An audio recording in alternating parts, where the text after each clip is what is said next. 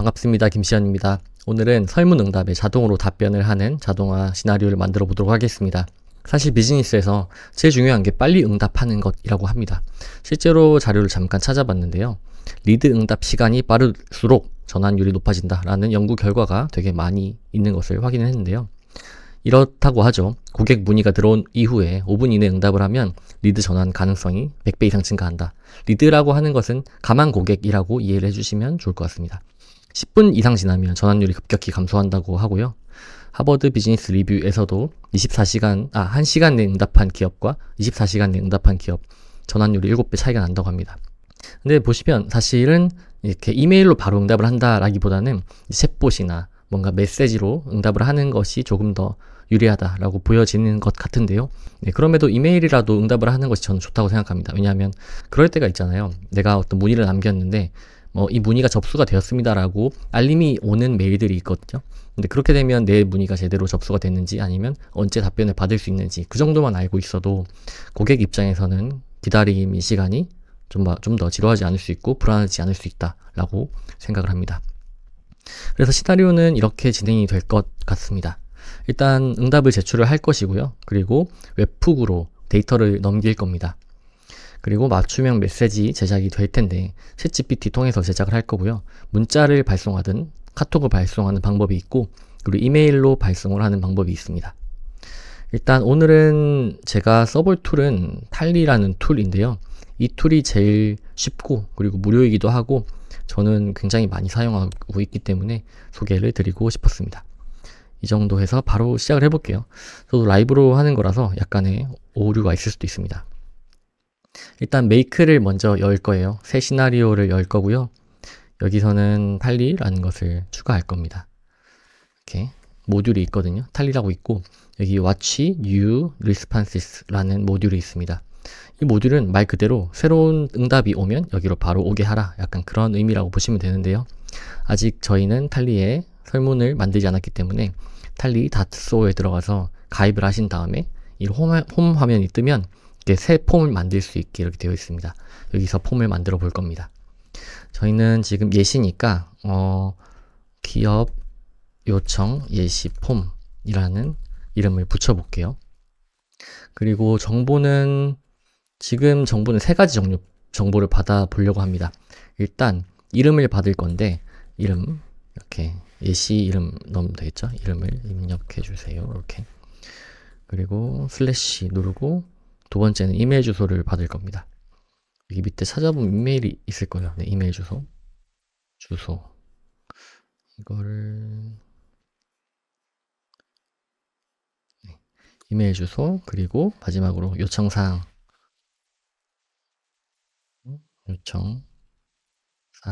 입력해 주세요. 이메일 주소는 abc 이런 식으로 예시를 넣어줬습니다. 저는 탈리가 좋은 점은 이렇게 텍스트 에디터 형태로 폼을 만들 수 있다라는 거라고 생각합니다. 저는 이 툴을 통해서 랜딩 페이지도 많이 만들었어요. 그러니까 이런 식으로 많이 했죠. 안녕하세요, 미션입니다. 이번에 제품을 런칭했습니다. 이런 식으로도 저는 많이 받았고 이렇게 대기자 수요를 받을 때도 많이 쓸 수 있었고 이렇게 랜딩 페이지 대용으로 쓸 수 있으면 따로 홈페이지를 만들거나 그러지 않아도 되기 때문에 저는 탈리라는 툴을 굉장히 애용하고 있습니다. 네, 그리고 탈리의 또 다른 장점은 무료라는 것입니다. 무료로 해도 거의 대부분의 기능을 사용할 수 있기 때문에 그냥 웬만하면 저는 탈리로 많은 그런 설문들을 받곤 합니다. 이렇게 하고요. 그리고 여기는 노션이랑 인터페이스가 거의 비슷하죠. 슬래시를 누르면 어떤 폼을 받을 건지를 정할 수 있어요. 그래서 전화번호를 받을 건지 그리고 링크를 입력을 받을 건지 이런 것들을 정할 수 있습니다. 그래서 홈페이지 주소 같은 것도 할 수 있죠. 이렇게 옆에 이건 이메일이고 이건 링크의 아이콘이 있잖아요. 이건 이 자료의 형태를 의미하는 거라고 보시면 되고요. 실제로 이렇게 프리뷰를 했을 때 그러니까 이메일 형태가 아닌 것을 입력을 하면 뭔가 잘못된 형식이다 라는 거, 오류 메시지가 뜬다는 걸 확인할 수 있습니다. 그래서 사실 구글 폼은 이게 안 되거든요. 그래서 이메일 주소가 잘못 들어오거나 그런 경우가 좀 있긴 한데 이걸 미리 방지하기 위해서 이렇게 자료형을 미리 선정해 준다는 것 그거 기억해 주시면 좋을 것 같습니다. 그리고 이제 제출하기 버튼을 이렇게 바꿀 수 있고요. 이 정도 만들었으니까 저는 퍼블리시를 할 거고, 퍼블리시 버튼을 누르면 이렇게 쉐어할 수 있는 링크가 나옵니다. 이 링크를 복사해서 이렇게 배포를 하면 이렇게 링크를 받을 수 있죠. 정보를. 이렇게 됩니다. 그러면 이 기업 요청 예시 폼이라는 것과 메이크랑 연결할 건데요. 여기에 add 버튼을 누르면 검색을 할 수 있게 되어 있습니다.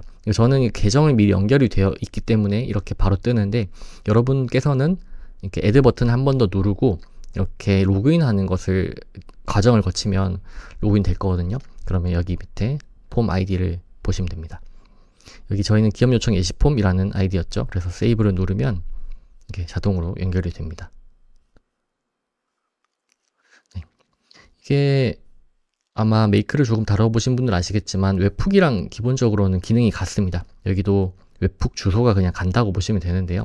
네, 웹훅에 대해서 짧게 한번 먼저 말씀을 드리면, 여기에 인테그레이션 들어가면 여기 연결된 그런 툴들을 볼 수 있는데요. 여기 위에 보시면 웹훅이라는 것이 활성화되어 있다는 보실 수 있습니다. 이렇게 메이크 웹훅 주소가 들어가 있다라고 보시면 되는데요. 이 웹훅은 뭐냐면 웹에서 어떤 특정 정보를 받을 수 있게, 그러니까 훅 이렇게 갈고리처럼 낚아챌 수 있게 만들어주는 임시 주소라고 보시면 됩니다. 그러면 탈리에서 들어온 정보가 이 웹훅으로 정보가 전달이 된다라는 것이고요. 정보를 전달받을 수 있으면 그걸 메이크에서 가공을 하고 어딘가로 다시 보낼 수도 있기 때문에 웹훅을 지원하고 하지 않고는 자동화에 굉장히 중요한 요소라고 볼 수 있겠죠. 이렇게 활성화되어 있다라고 이해하시면 되고요. 여기 구글 시트에 연결하면 여기 서미션 제출받은 정보들이 여기에 구글 시트에도 연결할 수 있고요. 노션이나 에어테이블, 웬만한 툴들은 다 연결할 수 있습니다. 이렇게 일단 연결이 되었으니까 다시 다음으로 이어가 볼게요. 저희가 하고자 했었던 것은 이 데이터를 일단 받아보는 것이었는데, 이 받은 것을 가지고 이렇게 맞춤형 메시지를 제작을 하고 싶잖아요. 그러니까 맞춤형 메시지를 제작하는 것도 다뤄보겠습니다. 일단 저희는 데이터가 들어온지 먼저 확인을 한번 해보면 좋을 것 같아요. 어떻게 확인을 하냐면, 여기 런을 누른 다음에 아까 전에 이 기업 요청 예시 폼에 링크를 이렇게 저희가 한번 테스트로 넣어 볼게요. 테스트.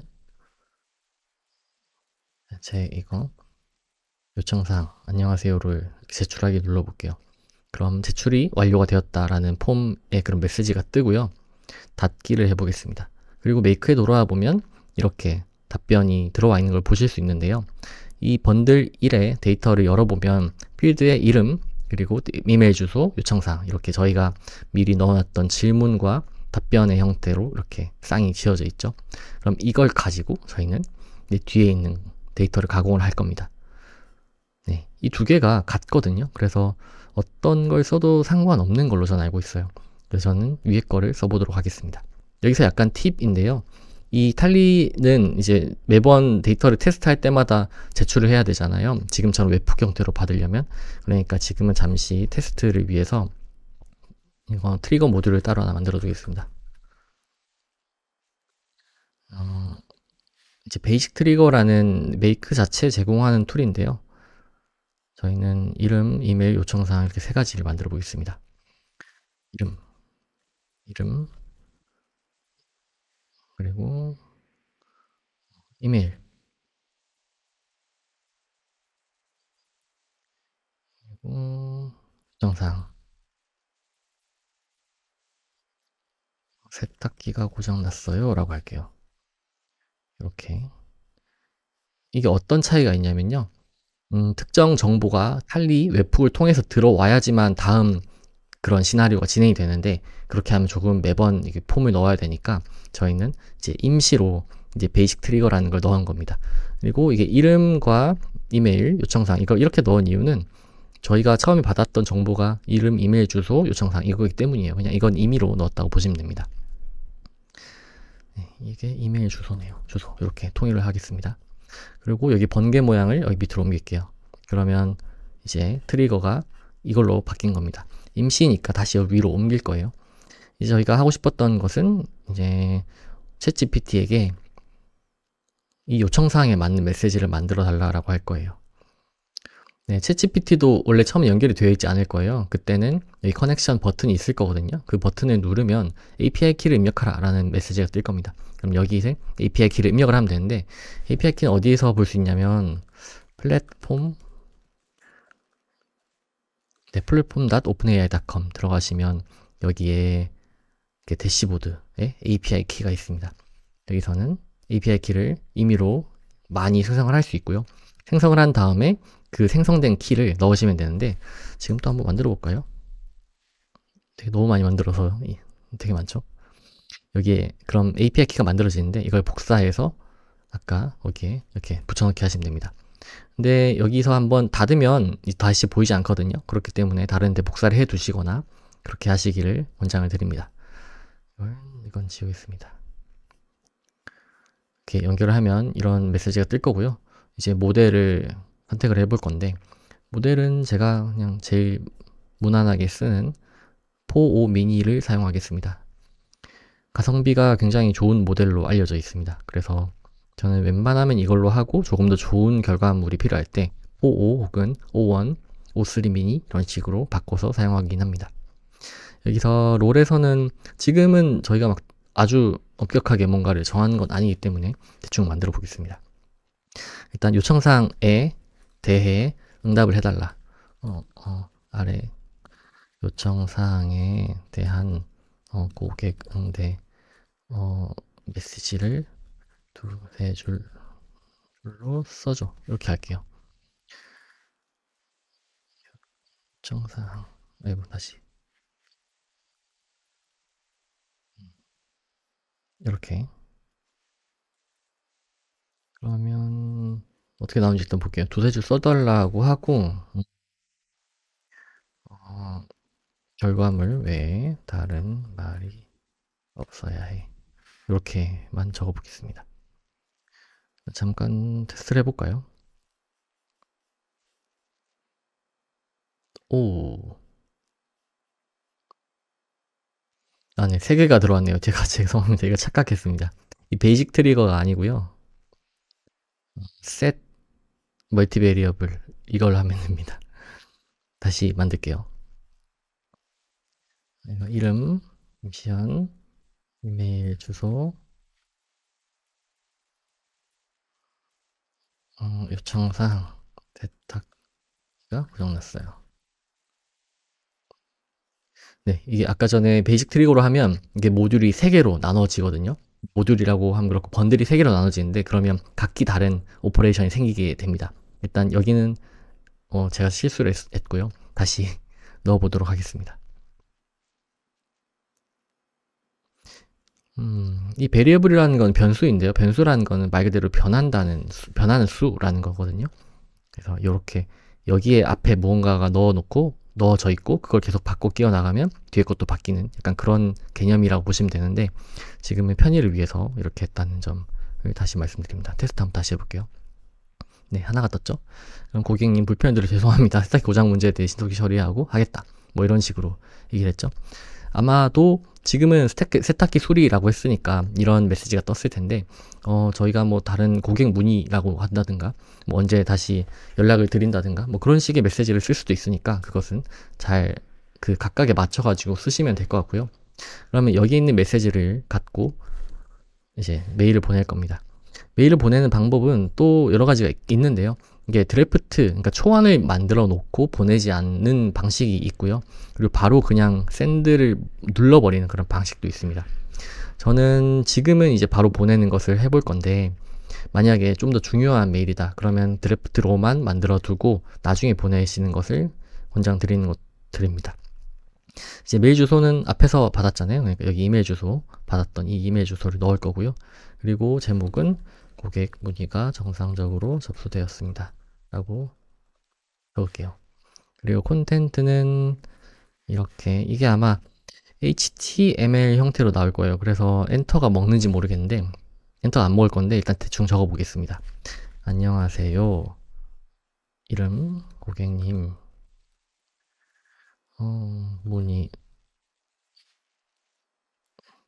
고객님의 요청사항에 대한 문의가 정상적으로 접수되었습니다. 10시간, 아니다. 1시간 내에 다시 연락 드릴 테니 조금만 기다려주세요. 이렇게 적어줄게요. AI 그림 랩 드림 고객센터 드림 고객센터 여기까지. 네, 이렇게 하면 한번 테스트 해볼까요? 이렇게 세이브를 해보겠습니다. 그리고 다시 테스트를 네, 메일함을 보겠습니다. 여기 네, 고객 문의가 정상적으로 접수되었다라고 하죠. 근데 여기 보시면 이제 엔터가 먹히지 않은 걸 보실 수 있습니다. 이게 HTML 형태로 전달이 되거든요. 근데 이렇게만 돼 있으면 엔터가 먹지 않아요. 그래서 태그를 조금씩 넣어주는 것도 수정을 해보겠습니다. 여기는 BR 태그를 넣으면 엔터가 되거든요. 이렇게 이 정도. 네, 이렇게 하면 될 것 같고, 안녕하세요 고객님 다음에 여기 개인화 메시지 저희가 만들었던 이걸 주도가 추가하도록 하겠습니다. 그러면 다시 보내볼게요. 네. BR 태그가 잘 들어갔고요. 세탁기 안녕하세요 또 붙였네. 이걸 조금씩 이제 프롬프트를 수정하면 좋을 것 같아요. 세탁기 고장된 불편들어 죄송합니다. 빠른 시일 내에 연락드리겠습니다. 이런 것도 커스텀을 좀 해야겠네요. 그러면 이 뒤에 거를 그냥 빼버리고 인사말 빼고 이렇게 몇 개 조금 더 추가를 해보겠습니다. 추가하고 수정. 근데 아마 제 생각에는 어쨌든 이 메일 전체를 이렇게 GPT에게 맡기는 것은 조금 뭔가 아무 때나 써줄 확률이 높기 때문에 조금만 제한을 하는 게 저는 좋을 것 같아요. 그 말은 하지 마. 안 해도 돼. 그리고 어떤 게 있었죠? 빠른 시일 내에 연락드리겠다 같은 거 말고 이제 문제 상황을 제대로 인지했다는 것만 알려줘. 그리고 메시지를 한두 줄로 해도 될 것 같아요. 한두 줄로 써줘. 거기가 왜 다른 말이 없어야 해. 이 다른 인사말은 안 해도 되고 인지했다는 것만 알려달라. 뭐 이런 식으로 할게요. 이렇게 해서 다시 오늘 보면 네, 세탁기 고장 문제를 확인했다. 유정상에 세탁기 너무 중복으로 많이 갔네요. 그럼 뒤에 것을 지우고 이렇게 BR 태그만 추가로 해서 보내보는 것으로 하겠습니다. 이 BR 태그가 두 개가 있으면 좋을 것 같아요. 그리고 이것도 그냥 없애도 될 것 같습니다. 두 개, 1시간 내릴 때 조금만 기다려주세요. 네, 요 정도. 이렇게 하면 우리가 문의가 들어왔을 때 이렇게 고객이 더 기다리지 않고 아니면 언제까지 기다려야 되는지를 알려줄 수 있겠죠. 그러면 테스트가 완료가 되었으니까 일단 여기 있는 값들을 갈아 끼워 보겠습니다. 저희가 필요했던 것은 여기서는 고객의 이름과 요청사항이었죠. 요청사항만 있으면 됐었죠. 여기에 요청사항 여기를 넣을 것이고요. 그리고 이메일에는 여기 이메일 주소를 바꿔 끼우고 이렇게 이름을 넣어 보도록 하겠습니다. 이름. 네, 이러면 완료입니다. 저장을 하고 run once를 누른 다음에 여기에 이 폼에서 입력하는 것을 테스트를 해볼게요. 야호. 이렇게 하면 되지. 네. 냉장고와 세탁기가 고장이 났어요. 얼른 와주세요. 라고 해보겠습니다. 그러면 여기 왔고 넘어갔고요. 이제 이메일이 도착했습니다. 정상적으로 접수가 되었다고 하고 냉장고 세탁기 고장 문제를 인지했다. 빠른 시일 내에 도와드리겠습니다. 1시간 내에 드릴 때는 조금만 기다려주세요. 고객센터. 이렇게 잘 왔죠? 이제 여기서 조금 더 예쁘게 아니면 조금 더 가독성을 높이고 싶다라고 한다면 HTML 태그를 바꿔서 끼워 넣으면 됩니다. 이건 GPT에게 물어보시면 굉장히 잘해주기 때문에 조금씩 바꿔서 하시면 될 것 같고요. 이제는 이메일 주소, 이메일 말고 문자로도 보내고 싶을 때가 있잖아요. 그러면 이메일로도 보내고 문자로도 하나 추가로 보내보도록 하겠습니다. 여기다가 잠깐 끊고 문자 보낼 건데요. 솔라피라는 도구가 있어요. 솔라피는 뭐냐면 문자 발송 도구거든요. 솔라피. SOLAPI입니다. 여기는 가입하시고 이것저것 이렇게 연결을 하시면 카카오톡, 알림톡 혹은 문자 메시지 이렇게 두 가지 종류의 메시지를 보낼 수가 있어요. 여기 네이버 톡톡도 보낼 수 있습니다. 일단 카카오 알림톡을 보내려면 템플릿을 등록을 해야 돼요. 템플릿이 왜 필요하냐? 카카오 메시지로 아무 메시지나 막 보낼 수 없잖아요. 그러니까 이 광고이더라도 미리 템플릿 형태로 검수를 받아야지 메시지 보낼 수 있게 되어 있어요. 그래서 알림톡 템플릿 생성을 하시면 이 채널을 연동을 하고 카카오톡 채널, 비즈니스 채널이 있잖아요. 거기 연동을 할 수 있고요. 연동하는 방법은 여기 잘 나와 있으니까 혹시나 비즈니스로 이렇게 알림톡을 연동하시려면 여기서 연동하시면 되고요. 근데 저는 이번에는 카카오톡이 등록되어 있지 않기 때문에 일단은 메시지 보내기로 하겠습니다. 여긴 제가 충전을 조금 해놓은 것들이 있고 이제 한도가 이렇게 있습니다. 여기는 알림톡을 보낼 건데 여기 send 카카오 알림톡이라고 되어 있고 저는 문자 메시지를 보낼 겁니다. send 텍스트 메시지 이렇게 되겠죠. 그리고 연결을 하면 되는데요. 이렇게 또 아마 API를 등록하는 게 있을 거예요.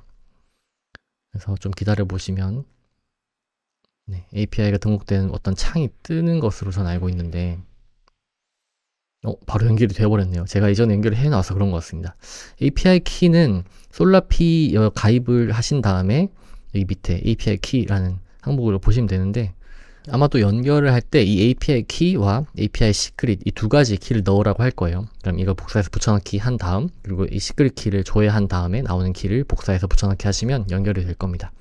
그럼 이제 수신 번호와 발신 번호를 넣어야 되는데 발신 번호는 제가 미리 연결이 되어 있는 번호라서 제 번호가 뜨는 것이고요.